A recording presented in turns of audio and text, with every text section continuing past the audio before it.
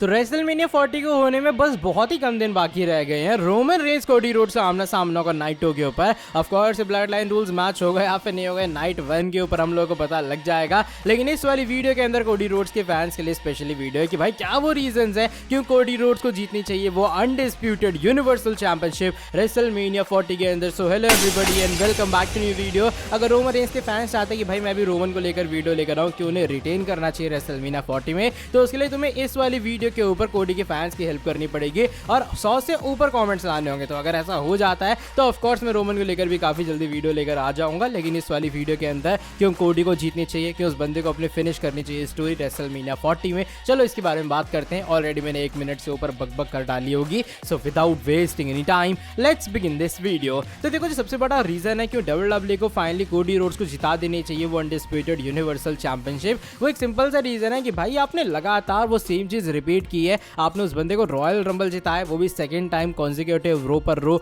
आपने इतना बड़ा जो चीज इतने सालों से नहीं हुई थी वो कोडी के हाथों करवाई है, क्योंकि back to back royal rumble पिछले बहुत सालों से कोई नहीं जीता। लास्ट टाइम वो स्टोन कोल्ड ही जीते थे। तो तब से लेके अगर अब तक आप कुछ डिफरेंट कर रहे हो, कोडी को वो एक्कलेड या फिर वो रिकॉर्ड दे रहे हो कि भाई तुमने बैक टू बैक ईयर्स इतने सालों बाद रॉयल रंबल जीता है, तो वो चीज वेस्ट नहीं हो जाएगी अगर कोडी रोड्स फिर से रेसलमेनिया 40 में हारते हैं। देखो पिछले साल कोडी जीते रॉयल रंबल, रोमन का उन्होंने फेस किया, वहां रोमन रेंस रिटेन कर लिया। मुझे थोड़ी सेटिस्फैक्शन है इस बात की, क्योंकि उसके बाद हमने रोमन की टाइटल रेन के अंदर बहुत सारी चीजें देखी और वो सेंस भी बन रहा था कि भाई पहली बार रोमन कोडी का आमना सामना हुआ, आखिरी में सोलो है, वरना ऑलमोस्ट रोमन हार ही गए थे। लेकिन ये दूसरा शोडाउन है, अब दूसरे शोडाउन में भी तुम ब्लड लाइन को घुसा के उसकी एंडिंग बेकार कर दोगे, रोमन रेंस कोडी रोड्स को फिर हरा देगा, तो वो चीज सेंसिबल स्टोरी नहीं बनती है। अगर तुम्हें कोडी को हराना ही था, एक बेटर वे हो सकता था वो ये कि जो कोडी रोड्स है ना वो किसी और मान लो एलिमिनेशन चेंबर जो मैच है वो जीत के जाते रोमन से फेस करने के लिए, और इससे अच्छा तुम ड्रू मैकिंटायर को रॉयल रंबल का स्पॉट दे देते, वो बंदा जीता रॉयल रंबल और जाता रेसलमेनिया में वर्ल्ड हेवीवेट चैंपियनशिप जीत लेता। क्योंकि मेरा ऐसा मानना है अगर एक बंदा रॉयल रंबल जीत रहा है वो भी बैक टू बैक, उसका जीतना जरूरी है। और ये मेरे हिसाब से सीन अब कोडी के साथ में हो चुका है कि भाई आपने बैक टू बैक जिताया, अगर नहीं आप जिता रहे हो इस बार कोडी रोड्स को, तो जो रॉयल रंबल विनर वाली चीज है मेरे हिसाब से वो हल्की सी वो हो जाएगी, डल हो जाएगी कि भाई क्या फायदा अगर तुम 2 बार रॉयल रंबल जीत रहे हो, रेसलमेनिया मैच नहीं जीत पा रहे। अच्छा एक और चीज है वो ये है जो कोडी रोड्स के फैंस का सपोर्ट आया वी वांट कोडी वाला, तो मुझे लग रहा है अगर उस मोमेंटम को बरकरार रखना है WWE को, कोडी रोड्स को एक टॉप बेबी फेस एस्टैब्लिश करना है पूरे तरीके से, तो उनकी रेसलमेनिया के विक्टर एक सबसे बड़ी चीज है इस चीज को हासिल करने के लिए। बिकॉज देखो मान लो कोई बंदा किसी को सपोर्ट कर रहा है वो तभी तक तो करेगा जब तक ये पूरी जर्नी उसकी चल रही है। मेरे कहने का मतलब ये कि जो फैंस का सपोर्ट था वो क्या था कोडी को लेकर, वी वांट कोडी ये था कि हमें कोडी रोड्स रेसलमेनिया 40 में चाहिए, उसे रोमन रेंस का फेस करना चाहिए, उसे मौका मिलना चाहिए अनडिस्प्यूटेड चैंपियनशिप का, राइट। और अब वो एजेंडा बन चुका है इस तरीके से कि कोडी रोड्स को रॉयल रंबल तो जीत लिया है, उन्हें मौका भी मिल चुका है,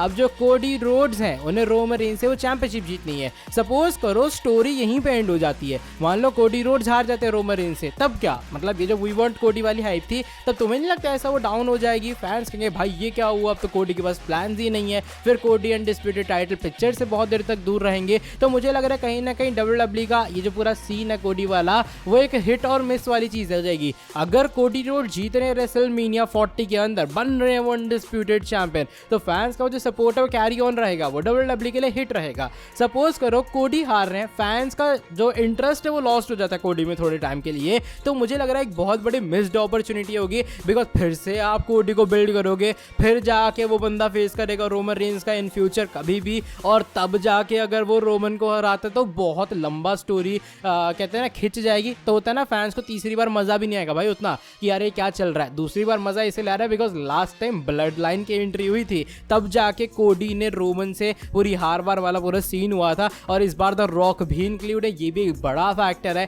कि क्यों इस बार स्टोरी के अंदर फैंस इंटरेस्ट पहले से ज्यादा ले रहे हैं। लेकिन ये तीसरी बार अगर होता है फैंस का इंटरेस्ट नहीं आएगा, तो मेरे हिसाब से अगर कोडी को टॉप बेबी फेस बनाना है तो भाई यही वो अपॉर्चुनिटी है जहां पर WWE को हिट करना चाहिए। और ये एक बड़ा रीजन भी है कि वो रेसलमेनिया 40 के अंदर कोडी रोड्स को बनना चाहिए अनडिस्प्यूटेड चैंपियन। मे भी मेरी बातें थोड़ी तुम्हें घुमा फिरा के लग रही होंगी, लेकिन एक और जो बड़ा रीजन है वो ये है कि इधर रॉक और अगर रोमन का तुम्हें मैच करवाना है इन फ्यूचर, तो कोडी का जीतना थोड़ा कहीं ना कहीं जरूरी है। देखो कोडी रोड्स ऑफ कोर्स अगर अनडिस्प्यूटेड टाइटल लेके हल्का सा किनारे हो जाते हैं तो द रोमन और जो रॉक का फ्यूड है उसके अंदर कोई भी इन्वॉल्व नहीं होगा यार। देखो सीन क्या बना, अभी फिलहाल रोमन रॉक क्यों नहीं हो पाया रेसलमेनिया 40 में, रीजन थी वो अनडिस्प्यूटेड यूनिवर्सल वर्ल्ड चैंपियनशिप। अगर वो अनडिस्प्यूटेड जो टाइटल है वो रोमन के पास ना होती तो ऑफ कोर्स हमें जो कोडी और रॉक का मैच है या फिर कोडी ये जो पूरा फ्यूड है वो तो हमें दिखाई नहीं देता। सिंपली कोडी रोड्स कहीं कोने में बैठ के अपनी चैंपियनशिप डिफेंड कर रहे होते और जो रोमन रेंज है वो तो रॉक से आमना सामना कर रहे होते रेसलमेनिया 40 के अंदर।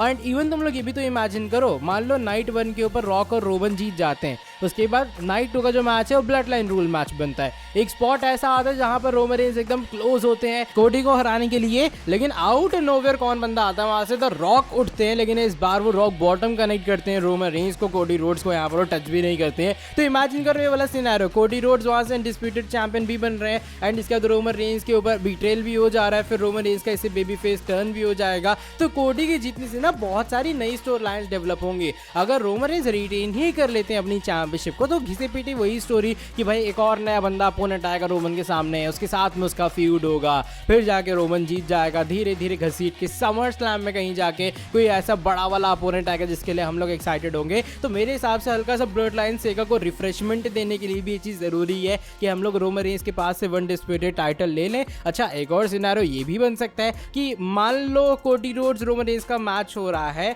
द रॉक पहले आते रोमन की हेल्प करने के लिए, लेकिन वहां से स्टोन कोल्ड जॉनसन ये सब अपीयर हो रहे हैं, किसी तरीके से कोडी रोड जीत जाते हैं, उसके बाद द रॉक रोमन रेंज को उठाते वो नहीं, वो फिनिशर वगैरह लगाते हैं, ये कहते हुए भाई तुमने हमारी जो फैमिली है ना उसको डाउन कर दिया। तो ये सीन भी एक बन सकता है, यानी कि ओवरऑल रोमन रेंज के पास चैंपियनशिप जाना, सोचो कितनी स्टोरीज डेवलप कर रहा है। वो रोमन रेंज का बेबी फेस टर्न भी डेवलप कर रहा है, वो Roman Reigns versus the rock for summer slam भी डेवलप कर रहा है, वो कोडी रोड्स के अनडिस्प्यूटेड चैंपियन की जो नई टाइटल रेन है, जो नई स्टोरी है वो भी डेवलप कर रहा है। तो चीजें ओवरऑल अच्छी बन सकती हैं। या फिर डब्ल्यूडब्ल्यूई का जो लैंडस्केप है ना वो हल्का से रिफ्रेश हो सकता है अगर कोडी रोड्स बनते हैं अनडिस्प्यूटेड चैंपियन। और एक और सबसे बड़ा रीजन जो कि मेरे हिसाब से आज की मेरे इस वीडियो का फाइनल रीजन होगा क्यों कोडी रोड्स को चैंपियन बनना चाहिए, वो रीजन ये है कि भाई इसके अलावा ना कोई बंदा भी फिलहाल दिख नहीं रहा है जो रोमन रेंज को हरा सके उस अनडिस्प्यूटेड टाइटल के लिए। और ये टू बी वेरी ऑनेस्ट एक रियलिटी अगर मैं एज अ फुल टाइमर देखूं तो देखो रैंडी ऑर्टन ने ट्राई किया, वो नहीं कर पाए रॉयल रंबल के अंदर। The rock